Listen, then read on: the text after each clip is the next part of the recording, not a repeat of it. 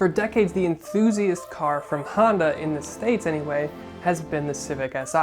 It's practical, it's efficient, it's economical, and it's a good bit of fun. However, I recently drove the new Civic Touring. It's not really new, but it was new to me. It's got a turbocharged engine, and that's not bad either. So today we're going to dive into the big differences between these two cars. Thank you for watching Downshift, where we do car reviews, comparisons, lists, and a whole bunch of nonsense. Make sure you watch the videos all the way through and subscribe, because every year 10% of YouTube revenue goes to the Ocean Conservancy. Let's save those turtles.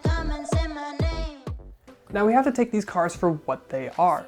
The Touring is obviously the luxed up version with all the bells and whistles, while the Si is the hardened, sported up version. Now, old Civics used to use VTEC to help boost power, but both of these are now using turbocharged engines, which is a first for some of these Civics.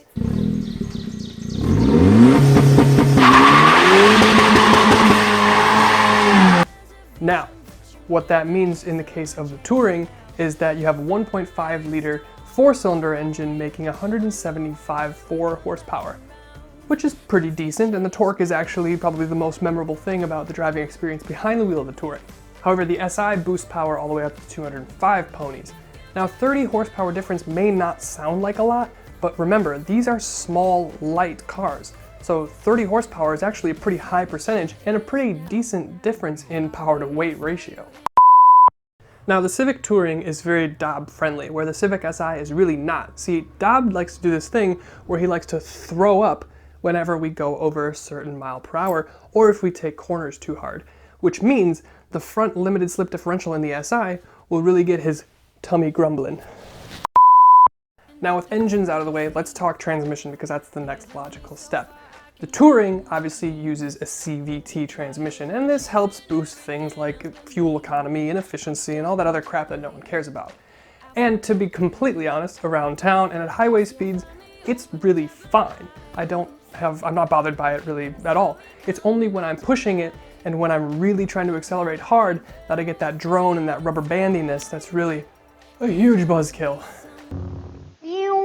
The Si, on the other hand, uses the enthusiast spec, which means it's got 3 pedals, it's got 6 speeds, and the throws on the shifter are actually pretty notchy and they feel really good. The only problem that I have is that the clutch pedal is so light that if a fairy blows on it, it's going to engage. Third, we're going to talk about drivetrain, and these are pretty similar. Both cars send power to the front wheels only. There's no all-wheel drive in neither the Touring nor the Si. However, there's a slight difference in the front differential on the Civic Si. It's a limited slip, which means that it can control power to a greater degree to which wheel it's going to. It adds for a little bit more wheel slip and thus greater traction, especially in corners. Now, the day that I drove and tested the Civic Si, it was raining, it was wet, and I got a lot of wheel slip, especially jumping from first to second. So there's definitely a lot of torque, you can spin the wheels, and that LSD up front really helps add a little bit of fun and a little bit of excitement over the normal Civic. Fourth, let's talk stuff. Everyone likes stuff, right? Well, if you want stuff, you want to go with the Touring. It has everything you could possibly imagine. It's got a great speaker system, leather seats, the whole deal. Now, in opposition to that, Civic Si comes in one trim, and that's really all you get. You can add maybe 1 or 2 little things here, but you're gonna get sport buckets, they're gonna be cloth, and it's gonna be a much more stark cabin. However, that's kind of what you want. And if you're gonna take this car to the track, it's actually better to have something like Alcantara or cloth, so you're not sliding around in your seat like you would on leather. Now, fifth and finally, we have to talk about price, because that's ultimately the differentiating factor and probably the most important thing for anyone searching for a car in this segment. Now, typically, any sort of sport performance version of a car is going to be the most expensive. There's revised suspension and damping and engines and transmissions and oil coolers and things like that. However, the Touring, let's take the coupe. Let's go coupe to coupe, for example. The Civic Touring coupe is $27,250-ish to start. Now, the Si coupe is $25,200, so it's $2,050 cheaper than the Touring. Now, that's probably because you're not going to get a lot of the technology and a lot of the leather and the trimmings and all that fun, exciting stuff that we talked about before.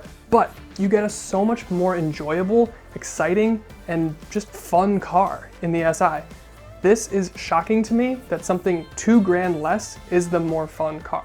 And the sport performance car is so much cheaper than the touring. And something at this price point, $2,000 is a lot. All right, so here's the rub, and here's what it comes down to for me. The Civic Touring is a fantastic little car. All around, it's great. The only thing that gets me is the Cvt transmission. And that, in and of itself, pushes me into Camp SI. The 1.5 liter turbo on the Touring is actually really good. It's got plenty of torque and pep for around town driving.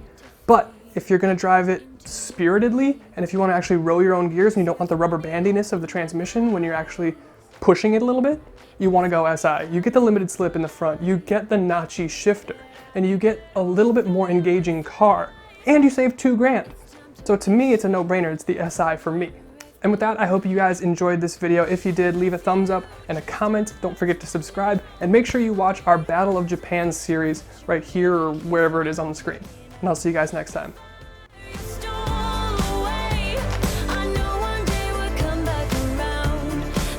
Is now.